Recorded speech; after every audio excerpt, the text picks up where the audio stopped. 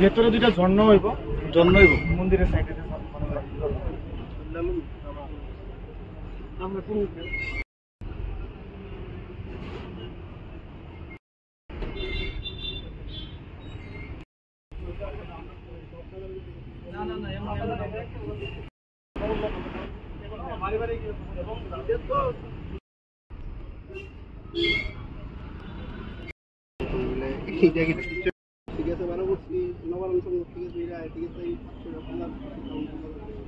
রানীবাজার হরিবল সমিতি থেকে আমরা এখন বলছি আমরা অ্যাকচুয়ালি আমাদের এবারের পূজার আকর্ষণটা একটু অন্যরকম করেছি।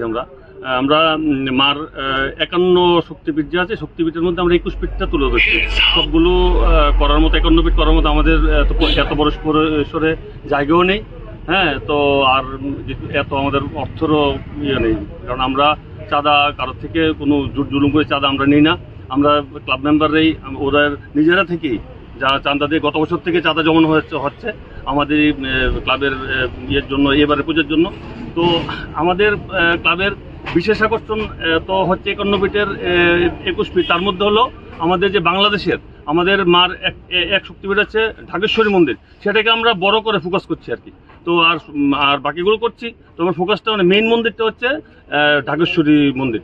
তো আমাদের মেনলি ধরুন প্যান্ডেলে ঢোকার সময় একটা খালি জায়গা থাকে, 12 সময় একটা খালি জায়গা, কিন্তু আমাদের আপনার এন্ট্রি থেকেই আপনারা মূর্তি দেখতে পাবেন এবং 12 হওয়ার সময় মানে এক্সিটও মানে লাস্ট গেট পর্যন্ত আমাদের কোনো স্পেস নেই যে খালি জায়গা।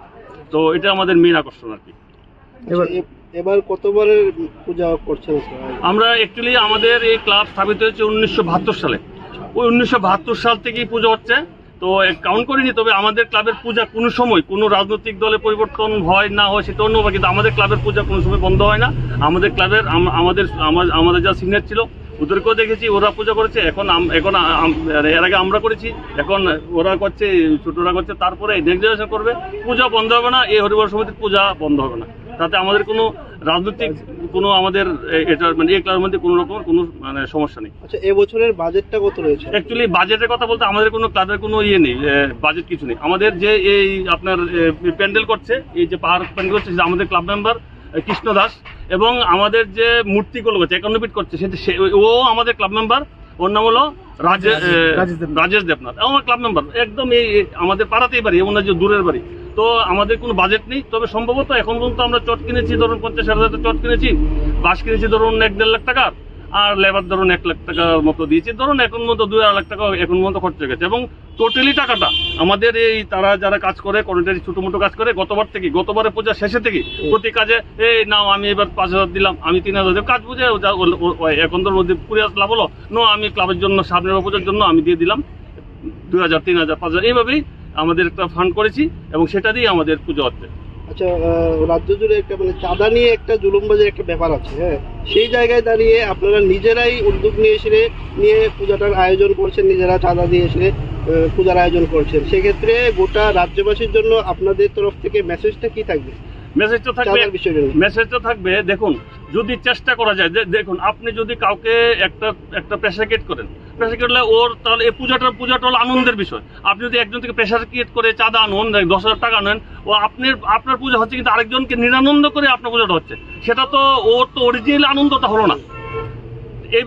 এবার দেখুন মানুষ ও আসবে না, তাহলে ও এবং আমি জোর করে কারো থেকে চাঁদাটা আনলাম, ও আমাদের পূজাটা দেখতে আসলো না, চাঁদাটা দিল, তা আমি আনন্দ করলাম, আর একটা লোক ঘরে বসে মন খারাপ করে বলেছে ওর একটা বাচ্চা মেয়েকে, ওর যে বাচ্চা ছেলেকে, ওর মাকে কিছু দিতে পারলো না আমাদের ক্লাবে চাঁদা দেওয়ার জন্য, সেটা তো ঠিক না। ক্লাবের চাঁদা যদি সবাই সঠিকভাবে করে, দেখুন আমাদের ক্লাবের আমরা তো করছি, আমাদের যে এত বড় পাহাড় করেছি সেটা সম্ভব হয়েছে, সেটা কারো থেকে আপনি খবর দিয়ে দেখুন, আপনার সাংবাদিক মানুষ, আপনারা নিশ্চয়ই রানীবাজারের এই হরিবল সমিতি বিদ্যানগর এরিয়ার ধরে আপনারা খবর নিয়ে দেখুন, আমাদের কারোর সাথে কোনো রকমের চাঁদার কোনো জুলুম নেই। হ্যাঁ, আমাদের ধরুন এখন এটা যদি বলে মানে আমরা ধরুন যারা সলভেন আছে আমাদের মানে পাড়াতে আমাদের ক্লাবের, ওদেরকে যদি আবদার করি, দাদা তুমি আমাদেরকে গতবার দিয়েছো 1,000 টাকা, এবার একটু বাড়িয়ে দাও, 1,500 টাকা দাও, এটা যদি বলে যে জুলুম, তাহলে আমরা দুঃখিত, সেটাও আমরা করবো না। আমরা এছাড়া ইন জেনারেল আমাদের চাঁদা ধরুন আমরা প্রতি বাড়িতে একটা বুক দিই, 150 টাকা দামের একটা বুক পাঠাই, কিন্তু আপনারা যদি আসেন আমি আপনাদেরকে দেখে দেবো যে আমরা ওর চাঁদাটা 11 টাকা, হ্যাঁ, ওই চাঁদাটা 11 টাকা, কিন্তু ওকে আমরা একটা বুক দিচ্ছি যেটা দাম 150 টাকা। এমনও আমার একটু আপনারা আসলে আপনারা দেখতে পারবেন। তো যে যেরকম দেয় হয়ে গেল। দেখুন ওদের উদ্যোগে ওরা দিয়েছে, আমরাও দিয়েছি, সবাই দিয়ে একটা ফান্ড করেছি, সেটা দিয়ে আমাদের করছি। মেনলি আমাদের এখন তো ধরুন অন্য কলকাতা থেকে কোনো আসার কোনো মানে ডেকোরেশন বা ইয়ে নেই, এত খরচা নেই, আমরা সব নিজেরা করছি। এখন কত টাকা খরচ হয়েছে এখন দেখতে বলতে তবে আনুমানিক যেটা বললাম আপনাকে, এত 2 লাখ টাকা মতো এখন মতো খরচ হয়েছে। বাকিটা এখন হিসাব মানে দেখে তারপর বলতে পারবো। তবে আমি রাজ্যবাসীর কাছে আমি একটা নিমন্ত্রণ দিতে চাই, সারা রাজ্যের যারা জনগণ আছেন এবং সারা রাজ্যের যারা ক্লাব আছেন, আপনাদের কাছে নিমন্ত্রণ রইল। আমরা রানীবাজার স্থিত হরিবলা সমিতিতে ঘোড়ামারা ব্রিজের সন্নিকটে আপনারা আসুন। আপনারা মার দর্শন দিন এবং আশীর্বাদ নিন। 51 ফিটের 1 ফিট, ধরুন 51 ফিটের 21 ফিট, তার মধ্যে আমরা ঢাকেশ্বরী মন্দিরটা অনেকেই যাওয়ার সুযোগ পায় না। বাংলাদেশ বহিরাজ্যে এবং বই দেশে এবং বহিরাজ্যে অনেক মন্দির আছে যেটা যাওয়ার সম্ভব নেই। আপনারা আসুন, আশীর্বাদ নিন এবং আমাদেরকে উৎসাহিত করুন। সবারকে আমি, ত্রিপুরাবাসী সবাইকে আমি করজোর করে নিমন্ত্রণ জানাচ্ছি। আপনারা আসবেন। পঞ্চমী দিন আমাদের ক্লাবে সন্ধ্যার সময় 5টার সময় উদ্বোধন করবেন মাননীয় মন্ত্রী শ্রী সুশান্ত চৌধুরী মহোদয়, এবং আমি সেই মাধ্যমে সবাইকে নিমন্ত্রণ করছি। আপনারা আসুন, পুজো উপভোগ করুন এবং আমাদেরকেও একটু উৎসাহিত করুন। আপনার নাম আর আপনাদের সাথে কে কে আছে তাদের নাম? আমি ক্লাব সেক্রেটারি রন্তসা ও পূজা কমিটির প্রেসিডেন্ট দীপজ্যোতি চৌধুরী এবং বাপন বণিক পূজা কমিটির সেক্রেটারি হলো কোষাধ্যক্ষ। এবং ঘটনা আরেকটি ব্যাপার হলো কি, ছেলেরা হঠাৎ করে একটা আনন্দ ছলে বলছিল দাদা কিছু একটা হবে। তা আমি বলছিলাম তোরা এইটাকে একটা স্লোগান করে দে, লিখে দে। আপনার যাওয়ার সময় দেখবেন আমরা লিখেছি রাধারানীর কৃপায় কিছু একটা হবে, সে সাইনবোর্ড করে এসে দেখবেন কিছু একটা হবে। আমাদের এবারে পুজোর মধ্যে পুজোর স্লোগান থাকে, তো আমরা করেছি রাধারানীর কৃপায় কিছু একটা হবে। কারণ আমরা অ্যাকচুয়ালি আমরাও জানি না 21 ফিট করছি কতটুকু পুরোতে পারবো, কারণ আমাদের কোনো প্রফেশনাল কোনো আমাদের ইয়ে নেই, ডেকোরেটর কিছু নেই, সব নিজেরা করছি। তো এই থিমটা একদমই মানে নতুন, এটার চিন্তাধারা কিভাবে এলো?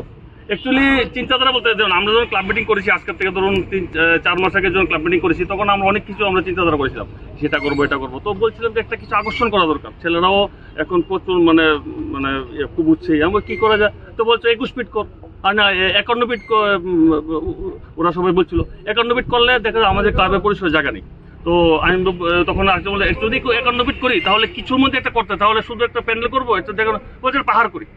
হ্যাঁ, তো ওই একটা পাহাড়ের মধ্যে আমরা 21টা ফিট, কারণ 51 ফিট করার মতো পরিসরে জায়গাও নেই, আমাদের সেই পরিমাণ অর্থও নেই।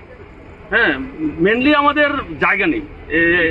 দেখুন আপনারা প্রথম ঢোকা থেকে শুরু হয়ে গেছে এবং এক্সিট পর্যন্ত মানে কোনো রকমের একটা খালি জায়গা নেই যে আপনি এখান থেকে ঢোকার সময় একটু খালি, বাড়ির সময়টা খালি। আপনি ঢুকতে পাবেন মূর্তি, বেরোতে লাস্ট গেটও পাবেন একটা মূর্তি।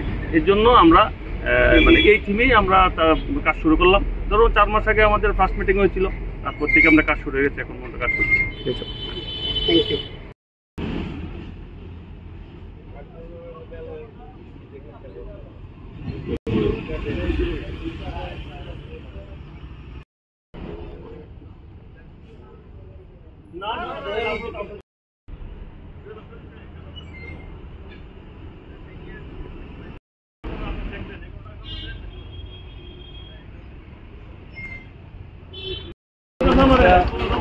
সবাই শুরু একটা আবার